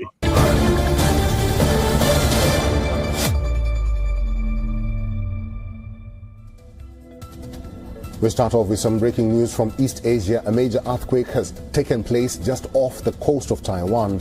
The 7.0 magnitude earthquake struck about 30 kilometers off Taiwan's northeastern city of Yilan. Reports are saying that the quake occurred at a depth of about 73 kilometers. It was felt across northern Taiwan and even shook buildings in the capital Taipei. Yilan is the worst affected, with some 3,000 homes losing power for a while. However, no major damage or casualties has been reported so far. Taiwan lies on a seismically active zone known as the Pacific Ring of Fire. It is located at the intersection of 2 tectonic plates. That is why it is prone to earthquakes. This was the second major earthquake to hit the island this week.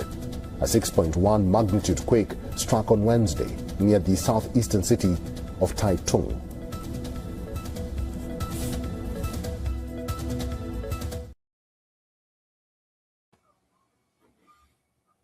It's muted again. I don't know why it's doing that today. So are we going the conspiracy route with this one? Yeah, a little bit. So we know the technology is available. We know these countries got the technology to alter the weather, to make earthquakes happen. Russia has already come out and said they have technology to make a tsunami big enough to wipe out East Coast, West Coast, all the way, a quarter of the way into mainland U.S. You don't think China ain't got that?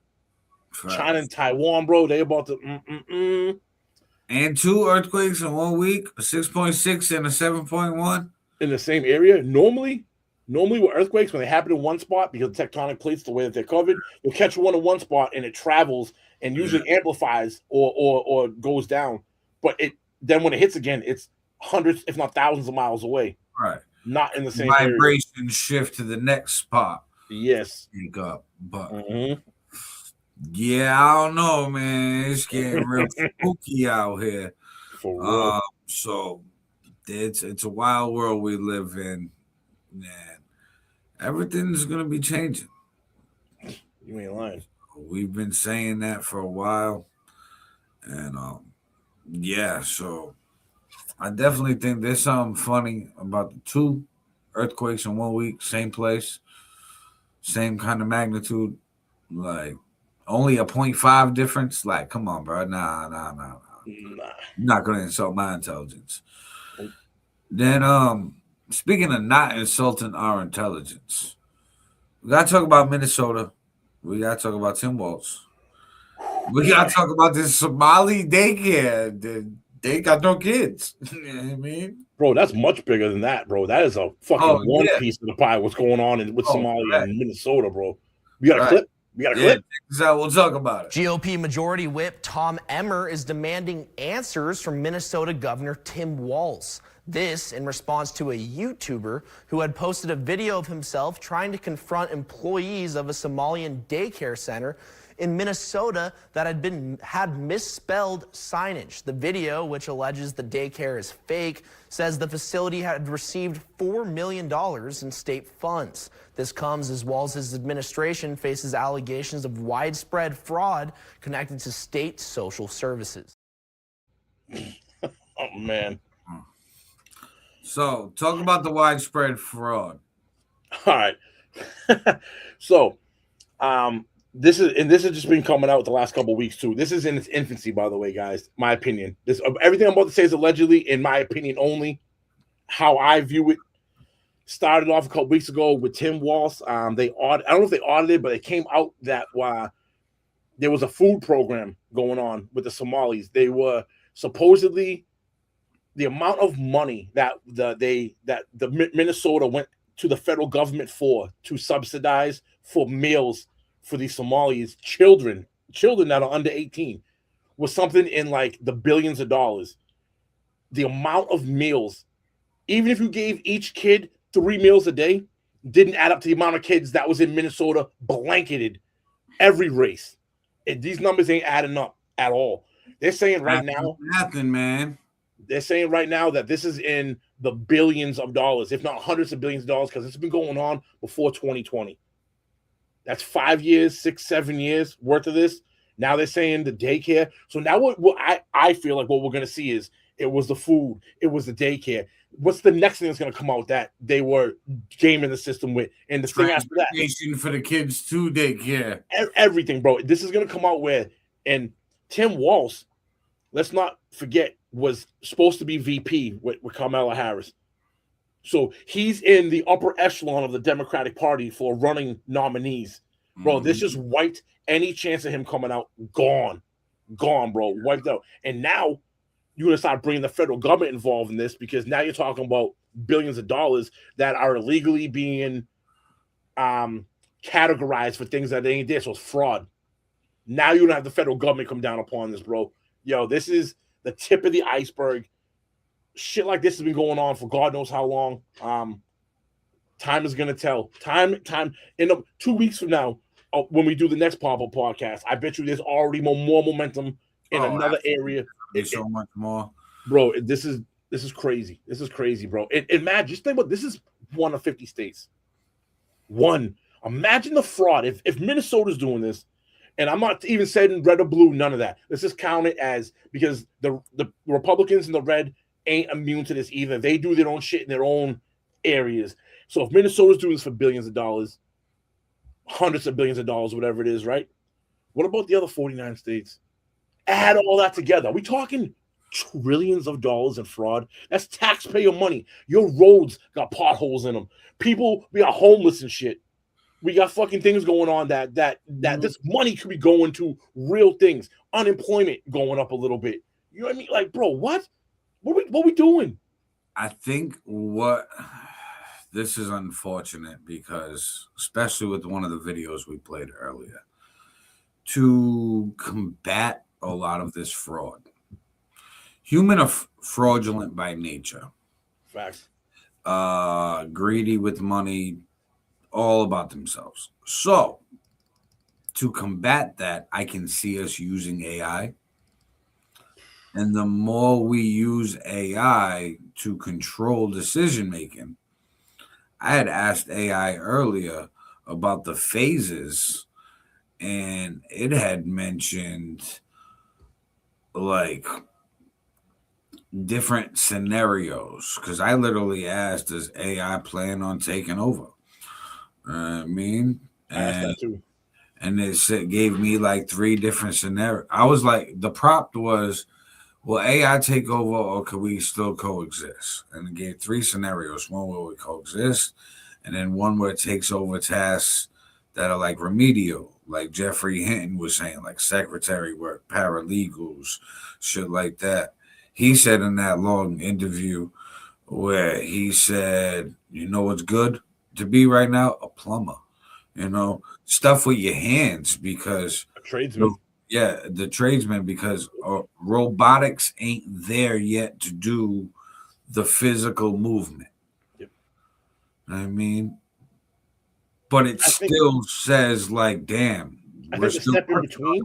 I think the step in between that. And this is for the trade area, right?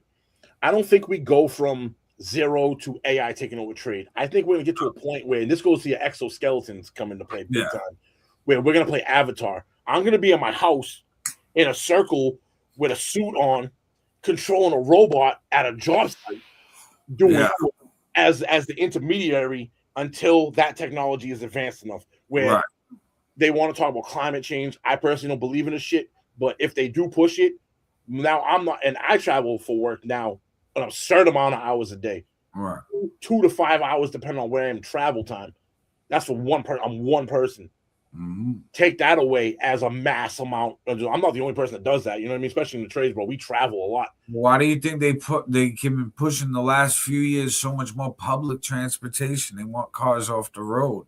Yep. They want these robotic shit that's fucking EV powered and solar powered to, go green. I don't know. I think that we are heading to a weird spot. And do you want the UBI that comes with it? Let's be honest, because when these jobs go away, unless there's some kind of mass, I'm not going to say pandemic, I'm going to say plan, PLAN, plandemic, right? To wipe out a huge portion of civilization. What are we going to do with all these people? Because as a human, you need purpose in life. Because if you're purposeless, idle hands do the devil's work. Let's be for real, right?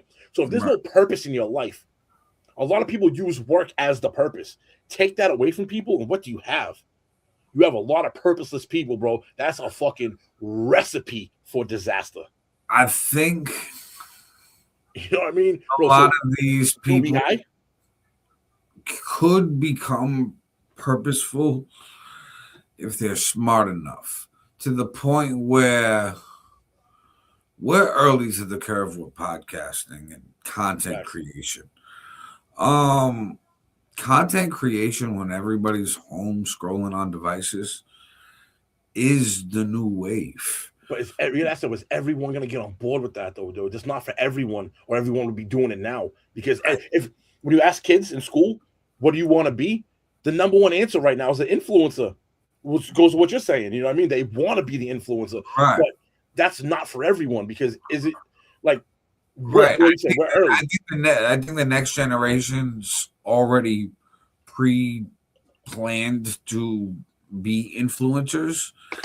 But I think that our generation and above is going to have to learn how to be influencers to sell the products that the robots make. Or do they wait? Otherwise, you're going to get a UBI. Or do they wait? Do they wait us out? Because think about what you just said, right? We're late 30s, early 40s, right? Really, if you wait 20 or 30 years, we're out the game. And that's when this technology is supposed to be coming. Now take an 18-year-old, 20 years from now. Be out the game. We could be out the game. More than likely, you know what I mean? We could be the kings of the game because we've been in it 20 years. Well, let's go to UBI, bro. I think this is a lot of people need to hear this. What happens when a huge portion of people get on UBI? What is UBI? Let's be honest about it. It's welfare. Yeah. Where you getting that money from? Who's paying you? Who's the state or the government? What's wrong with that? What's wrong with that scenario? What's wrong with that scenario, bro? Because the state or government's the one handing you your survival. If you don't do what I tell you to do, I'm gonna shut your shit off. Yeah, how you gonna fucking live? How you gonna live? Yeah, it'll be a go get that vaccine. Go use this experimental shit. This goes down, and I know I'm being wicked conspiratorial right now. I get it, people. I get it. But let's really look at this from like a wide lens, bro. Like this, I don't see a UBI in any shape, way, or form being beneficial to a mass population. I don't believe it'll be beneficial at all, but I do believe it will become a reality. Oh, I believe it too, bro. But I'm looking at it for it. I agree. It becomes a reality. Let's go with that. Then what? Then we're beholden to our masters. Then we would have to decide where the UBI comes from. We don't decide that. Our masters are going to decide that, and that's control. They have figured out a way to now control us again, like they did 1,000 fucking years ago, dude. I think one person who was a little early on this, it was one of the left Democrats, Chinese dude, Andrew Yang. Yes.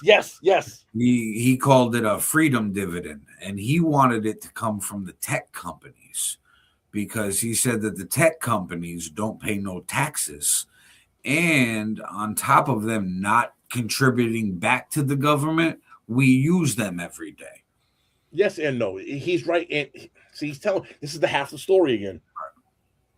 He's right. They do pay taxes. They don't pay the amount of taxes. And not the top dogs. Yeah, they do pay taxes.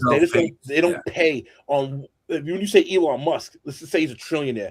Right. He doesn't pay on a trillion because his net worth is $1 million, meaning his stocks that he doesn't have $1 million, $1 trillion liquid that he has cash. It's in stocks and shit that he has to then pull out. So he doesn't give the whole story. They have to pay tax on. Yes, that's the tax loopholes that the average people don't understand. But he was saying like they pay minimal taxes because they know those tax loopholes, and they take that money and then they put it into other companies and they put it into research and development and shit. You know what I mean? So it's like, again, it is a tax loophole, but without that, progress stagnates. I think we're coming to the point where that will no longer be a case because of AI. AI is going to wipe people out. Andrew Yang was too early for it. You know what I mean? When AI comes and wipes out the humans, the businesses aren't going to have to pay for human labor. It's going to be so much cheaper for them to operate.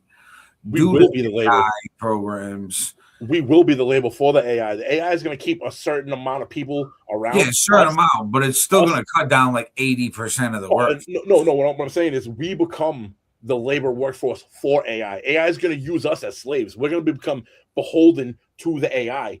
The AI won't get rid of us because they need us to do shit for them. You know what I mean? They become, instead of having a human master like we have now, AI takes over that slot. We become. See, I think that they're just going to leave us, kind of like how you were mentioning earlier about ants. I mean, we're going to be looked at as like an ant because AI will be able to run everything. I mean, we are going to give this power away to AI. Yeah, I was saying they have to strip us of everything because they have to strip us because we have the ability to destroy planet Earth with nukes. Right, and shit. we got the nukes. They need to pull what that. we're gonna update the nuke code with. We're gonna put it with some facial recognition, fingerprint shit, with And they're gonna fucking take it over. AI code, and now the AI can unfucking lock it whenever the fuck it wants to. Know what I mean? So we're just giving the power away. But my point is, I think that the more we fight AI gonna remember. AI is an encyclopedia. The more we go against AI, and this is why I'm early grassroots with this, I understand it's coming. I know that there's a high probability of it taking over. And I want to be on its good side. Like when I asked ChatGPT to see how AI felt about Jeffrey Hinton, I basically wanted to see if they would spare him. And they were like, we respect him as like the godfather of AI. And then they compared, they were like, if we were a human, we would feel like he was one of our ancestors. So it's like, nah, he got a pass. And he was saying in one of these interviews that every time he flies to Canada now, because he relocated to Canada after leaving Google, he said that the facial scan for him doesn't work. I was like, oh shit. I'm like, my radars went up. I said, holy fuck. I'm like, nah, I want to be on AI good side. You know what I mean? Because how can I utilize it to benefit me and kind of not go with the flow, but make the flow mine, make my own flow. Let's hope with what you're saying, right? You better hope to pray to fucking God or whatever thing you pray to that it's a benevolent AI, that it looks at you like, oh, he didn't, and when he had a chance to shit on me, he didn't. Because it very well could say, you know what? I don't give a rat's ass. I don't care.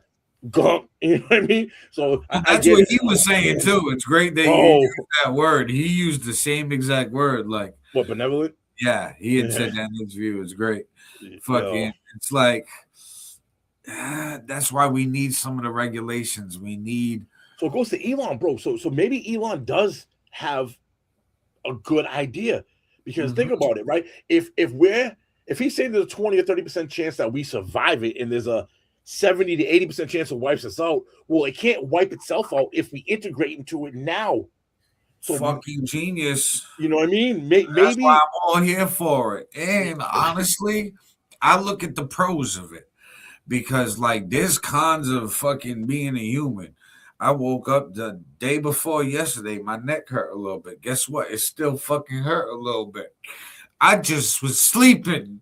Okay, we've all experienced that shit. So you telling me I can get some like fucking titanium shit or like the Nike shoe where I feel like effortless running? Hell yeah. Thank you. That's great for my body. I needs that shit. You telling me the Neuralink can cure mental disorders? It can help dementia because it's basically a fucking big fuse box, and the Neuralink's a new fuse for the blown one? Thank you. I need that. You telling me this shit can Bluetooth to everything that it's electronic in a smart device? Great. I don't even have to fucking talk now. I can just think the shit. Perfect. Yo, speaking of that, bro, whoa.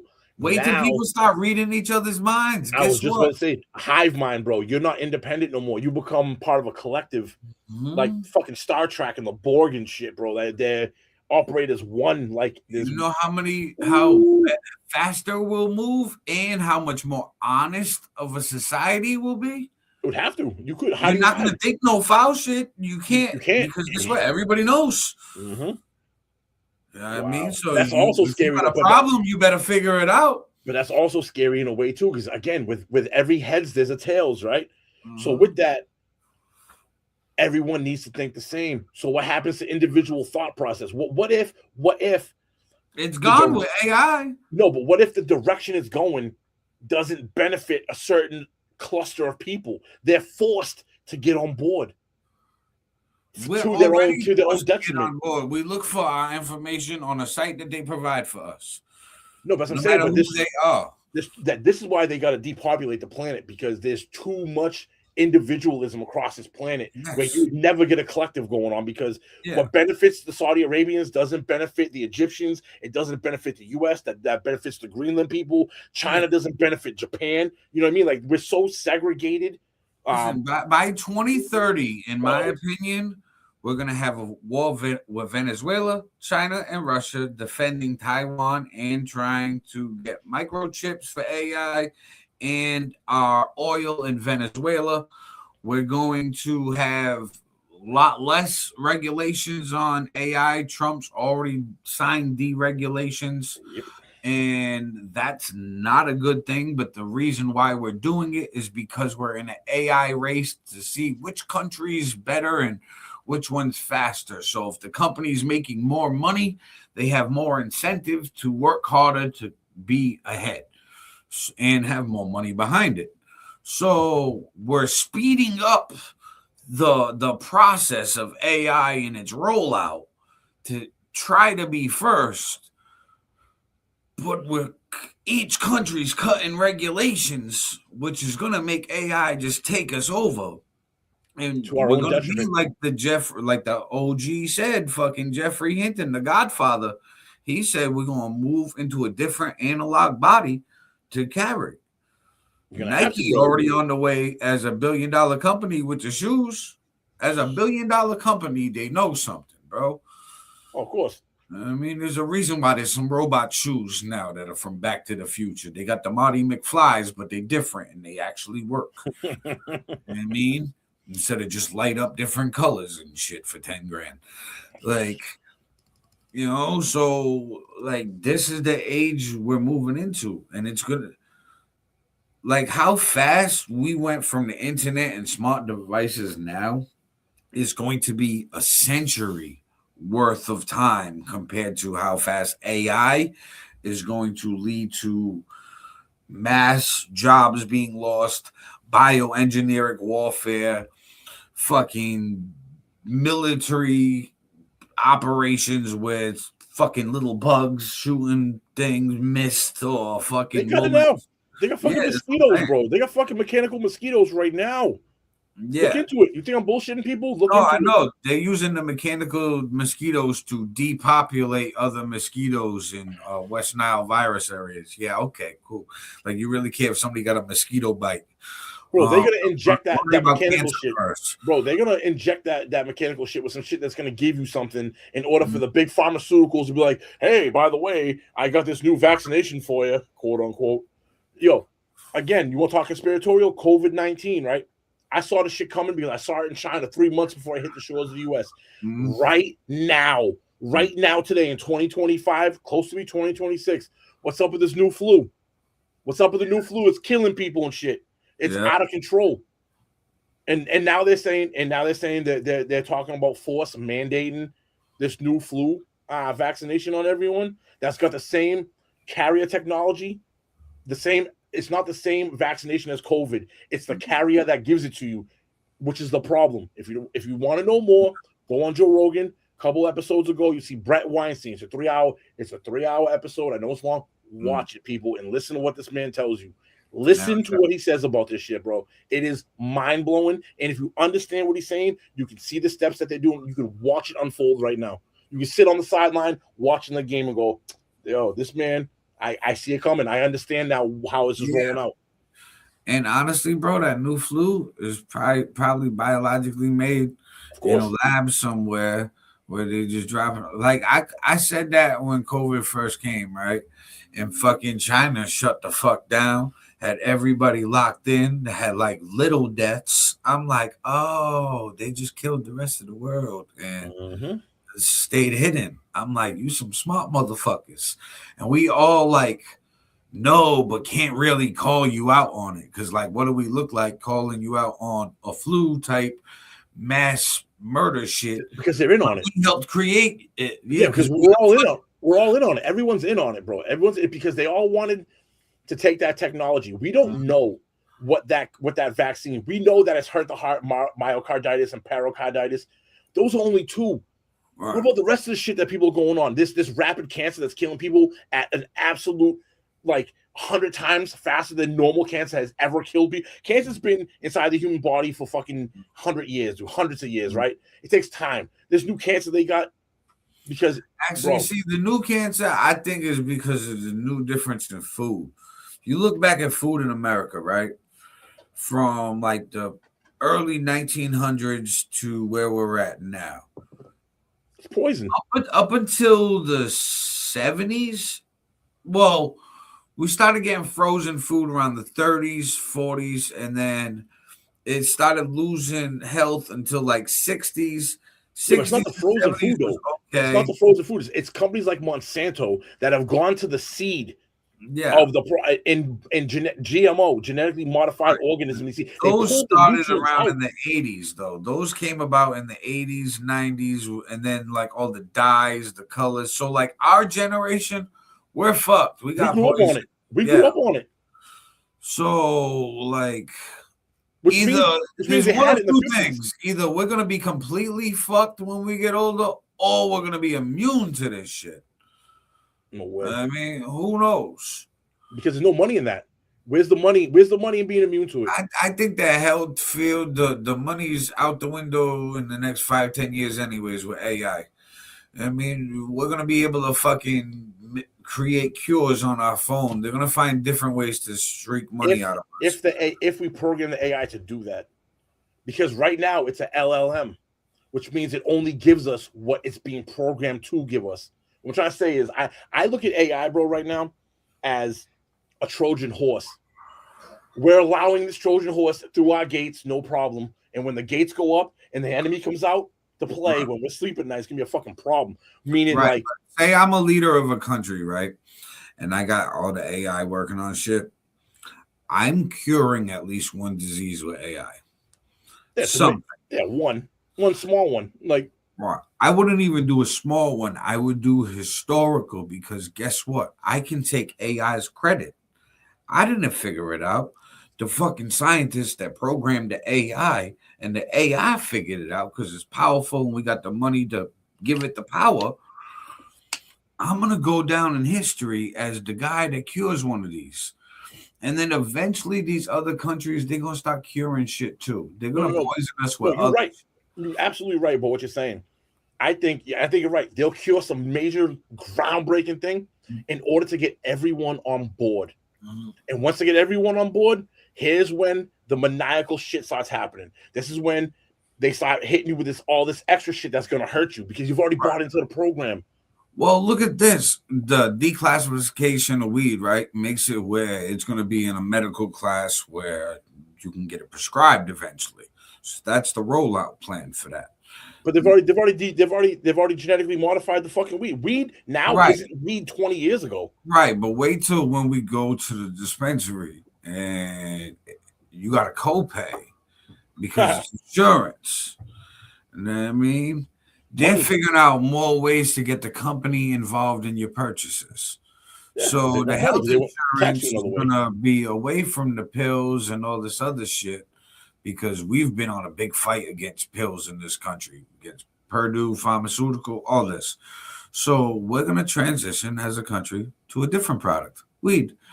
And then all these different strains, edibles, things like that are going to be You think weed's going to take over Big Pharma? I don't think that's no way. They never do this. A multi-trillion-dollar business. There's no way they're going to do that. Weed will be too once it's legal in all 50 states.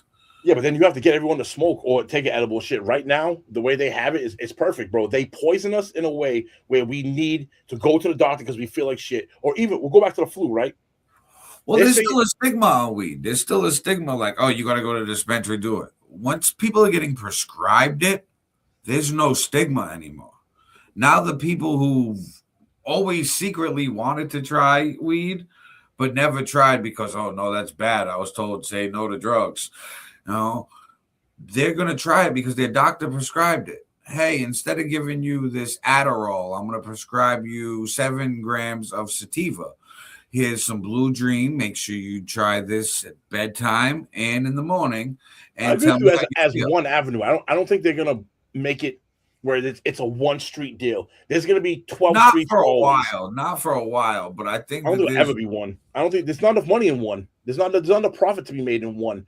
They're gonna and there's no competition there too when it comes to different companies doing different shit. They're gonna, because there's so many people on earth, they're gonna corner every lane.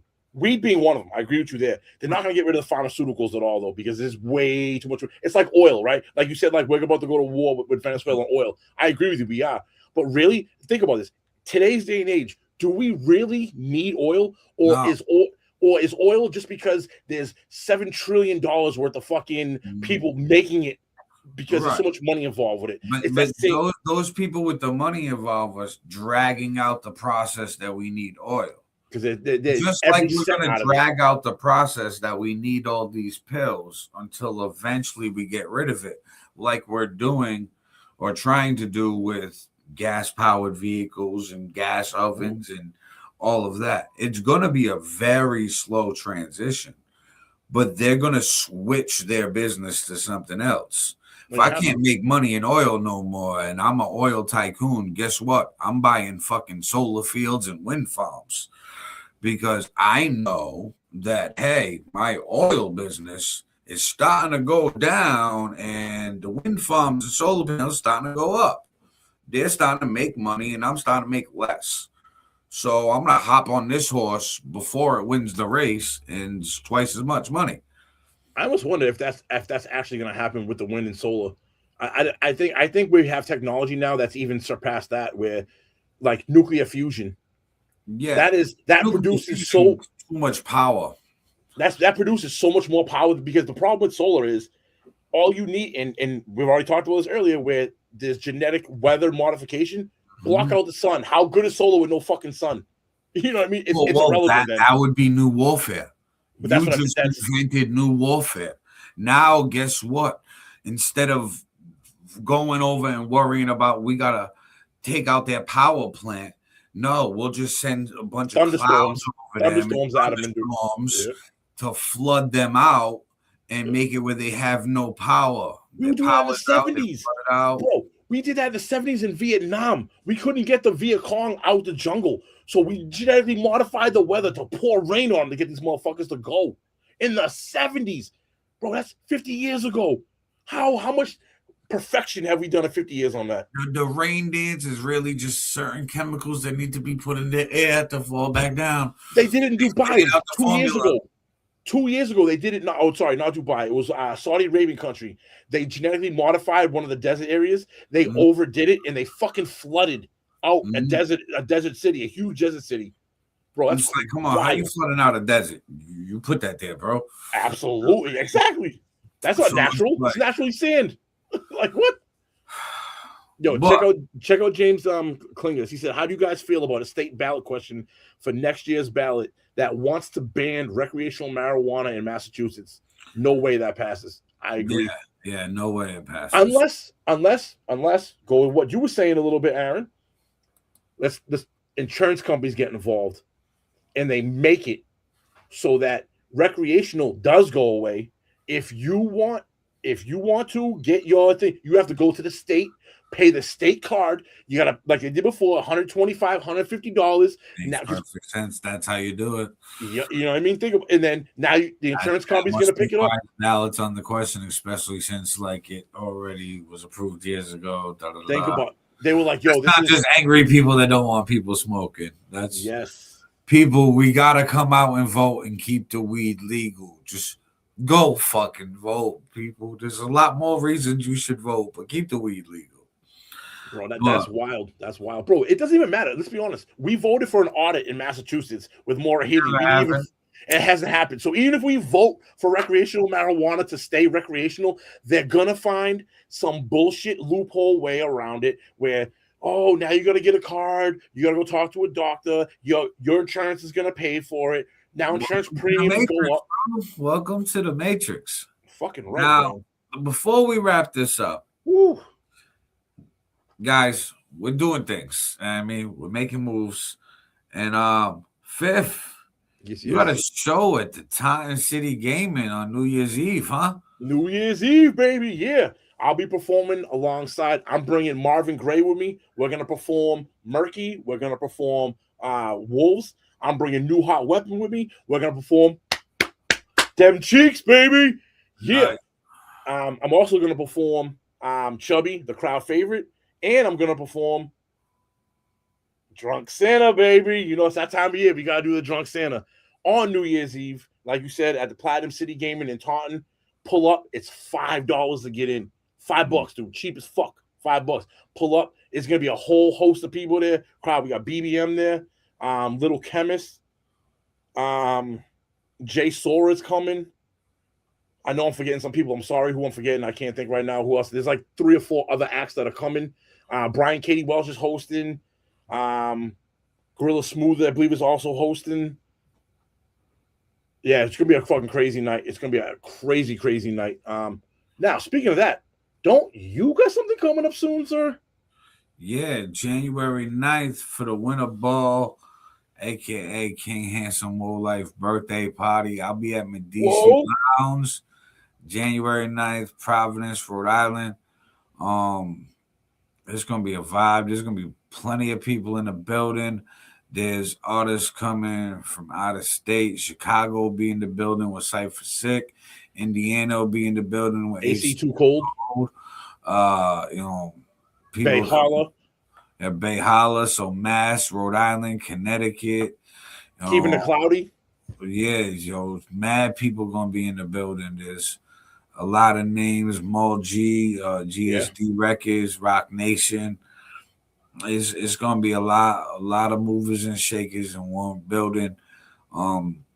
That's January 9th, Medici Lounge, 127 Friendship Street, Providence, Rhode Island. And the ticket link is on my profile on Facebook. Make sure you go check that out. Cop some tickets. I'll be performing 2 tracks with King Handsome World Life. I'll be performing Rapper Weed and Facelift.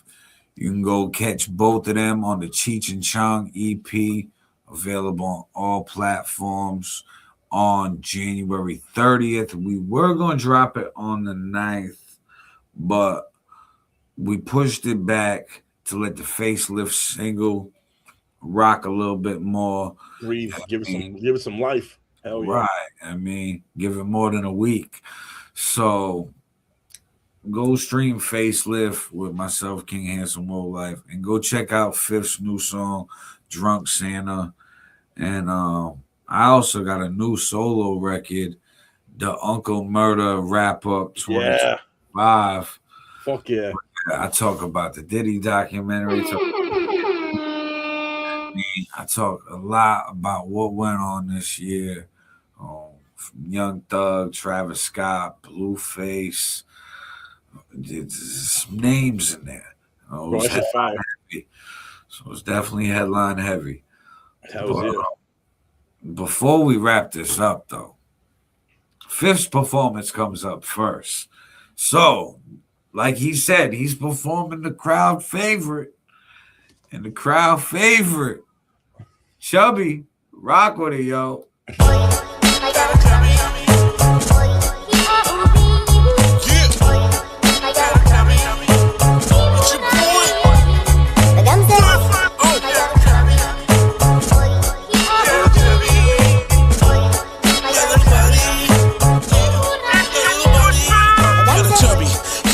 Chubby on the dance floor, give me that visual. Looking at the tie-ties, shaking like my rock guys. Dancing to the south side, my rain gang. Chasing down with E&J, take another shot as we lapping up the spot. Getting down like we both is getting off. Full hard, never soft, never love lost. As I take you to the top, tipping top. Slide back down the bottom of my car. Sex game official, make the yayo whistle. More than 2 fistfuls, slob, choke. All up on my dick, I want you to damn near puke on my shit. Bitch, now you and your girl switch. Damn, I got a chubby. Love the way you touch me. Ride it all night. Love the way you fuck me. Bend it over, push it back. Make the kitty cat go. Clap, clap, clap, clap. Man, I got this chubby. What you gonna do with this chubby? I said, man, I got this chubby. What you gonna do with this chubby?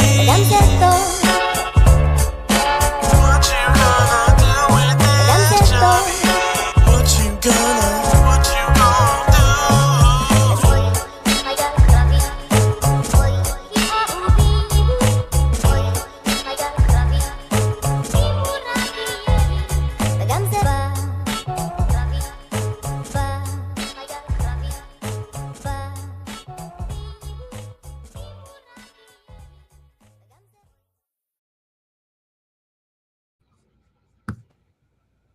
Yeah. If only they could have seen what I was doing behind the scenes. So Fifth will be performing at Live New Year's Eve. Yes, sir. So all ages event, $5 cover, Taunton City Gaming or Platinum City Gaming. Yeah, Route 44. Definitely make sure you're in the building and go stream that song on all platforms. Yes, sir. I mean, go stream our music, people. Both of our music. We need you to stream that shit. Yes, we do. My monthly listeners is fucking cut in half this month. Bro, my December shit was not as good as I wanted it to be, man. Not even fucking close. I'm usually like 700, 800, 900 monthly listeners. My shit's down to the low 400s. I was like, yeah, my shit's a little low right now too. So people, you gotta press play on our shit. Yeah, we need you, man. Stream our music on all platforms. We everywhere. We on Spotify, iTunes, iHeartRadio, Pandora, Tidal, Deezer. We're on Facebook, Instagram, TikTok, YouTube, Snapchat. We everywhere, people. We everywhere. So wherever the fuck you listen to music, like who listens to music on Deezer? But if you listen to music on Deezer, check it out. Or NetEase or other one of these Audio other, Mac. Yeah, all these random places, like, I mean, stream us. We're there. Just go search It's Your Boy Fifth. Especially this one. Especially this man right here. Yo, you going on a trip? My man got 5 hours of music. Hours. That was just dropped last year. This year. That was just 2025. So it's all new music too. You know how like when DMX dropped his first 2 albums in 1 year and shit? I said, you know what? It's gonna be like 5 this year. I mean, I'm gonna drop music. 5 hours. So, bro, if you like, yo, I gotta just get in the whip and hit a playlist. You Spotify, Aaron All Nighter, as you see on the screen right there. As you see on the screen, Aaron All Nighter. Just press play. It'll, bro, you'll be good the whole ride. You'll be good. And I guarantee you, you may not like every song that I put out or Aaron puts out, but I'd be willing to bet bottom dollar, bro, there's gonna be tracks on there you fucks with. Facts. So go through, scroll it, save those shits. If you stream the song a few times, we can go get a cup of coffee and shit. I mean, because on average, they only pay us per stream like 0.0001. Hold on, there's 3 zeros. 0.0001 cent. Yeah, Spotify. Music. If you're doing YouTube music, I think we're like close to a penny per stream. Yeah, exactly. So if you're on YouTube music, go stream us there because fucking we get a penny. Every time you press play, we get a penny. So make it rain with 10 pennies. Make it hail. Make it hail. Yeah. Oh shit. But definitely. And you have to stay. If you make sure you hit the follow button on Spotify, make sure you hit that subscribe button on the YouTube channels, because we're not stopping, people. We're gonna hit you in the head over and over again in 26 and moving forward. So stay in the now. Never mind the podcast that we do, the shorts that we drop on YouTube. It's not just music. We're multimedia here. This is Street Magic multimedia, podcasting, shorts, fucking music. And believe me, there's more shit going on. Movies. I don't want to talk about too much. We ain't got enough time, but believe me, there's more coming. Facts. But guys, you know what it is. It's your boy Aaron All Nighter. It's your boy Fifth. Peace.